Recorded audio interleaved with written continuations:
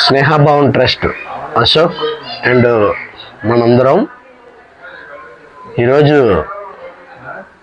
మన మన మన నుంచి సహాయం పొందుతున్న వాళ్ళలో దోమ అప్పారావు అనేసి ఆయన 78 సంవత్సరాలు. ఆయన ఒక ఓనర్కి గతంలో ఆయన ఒక మాట ఇచ్చారు. ఏమనంటే, నేను చనిపోయినంత వరకు ఈ ప్రింటింగ్ ప్రెస్లోనే చేస్తానని. అదే విధంగా ఇప్పటికి అదే జీతం 5,000 6,000కో చేస్తున్నారు. ఆయనకి బాలేని టైంలో ఆమె సాయం చేసేది. వాళ్ళ మిస్సెస్ ఈమెకి పెరాలసిస్ వచ్చేసింది. అయితే ఆయన ఇప్పుడు ప్రస్తుతానికైతే డ్యూటీకి వెళ్ళిపోయారు. ఇప్పుడు మనం చెప్పబోయేది ఏంటంటే, వీళ్ళకి మనం రేషన్ ప్రతి నెల ఇవ్వడం జరిగింది. ఒక 3 నెలల వరకు నుంచి స్టార్ట్ అయ్యాం.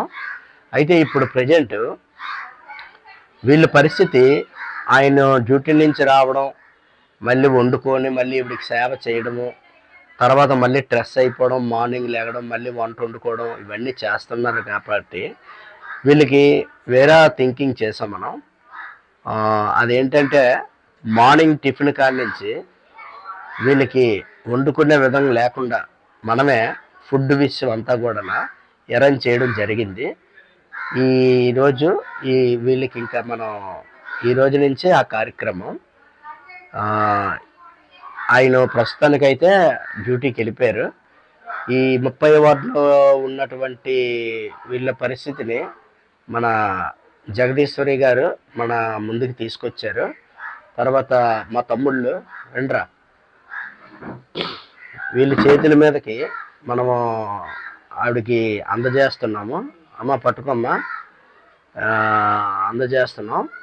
అయితే ఇప్పుడు మేము మధ్యాహ్నం పూటలమ్మా, ఈ రోజుకి అయిపోయింది కదా, రేపటి నుంచి మీకు మధ్యాహ్నం పూటలో నేను వచ్చినా రాపోయినా ఎవరో ఒకరు మా పిల్లలు వచ్చి ఇస్తారు మీకు. ఏమ్మా, మీరు ఇంకా ఫుడ్ సెక్షన్ వండుకోవడాలు అవి ఆ బాధ అయితే మీరు పడకండి. అవన్నీ మేము స్నేహభావం చారిటబుల్ ట్రస్ట్ మేము చేస్తాం. మీకు తెల్లవారి టిఫిన్ కాడి నుంచి మధ్యాహ్నము రాత్రి భోజనం వరకు మాది బాధ్యత. ఏమ్మా, ఇంక దాని గురించి ఆలోచించకుండా మీ హెల్త్ గురించి మీరు ఆలోచించుకోండి. ఆయన వచ్చి రాగానే మీ ఇద్దరు మాట కలుపుకొని మాట్లాడినట్టుగా ఉండండి. ఇంక ఇవన్నీ ఆయన వచ్చి మీకు మళ్ళీ సేవ చేసి వంట వండుకొని బాధలు పడే కన్నా మేము ఏర్పాటు చేసాం. ఈ విధంగా చేసుకోండి, ఓకేనా? ఇట్లు స్నేహభావం charitable trust Ashok and team. మరియు ఇందులోని ఎవరైతే యాడ్ అవుతారో వాళ్ళందరూ కూడా చల్లగా ఉండాలని దీవించండి, ఓకేనమ్మా? మీకు ఇంతవరకు మేము చేశాం కదా, ఇక నుంచి మీకు ఇది ప్రయాణం, ఓకేనా? ఓకే, ఉంటానమ్మా.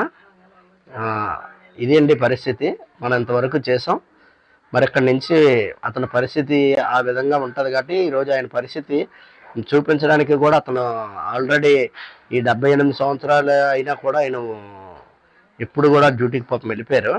మరి మనకి ఆయన వచ్చి ఆయనది మనం తీసేటంత ఇది లేదు.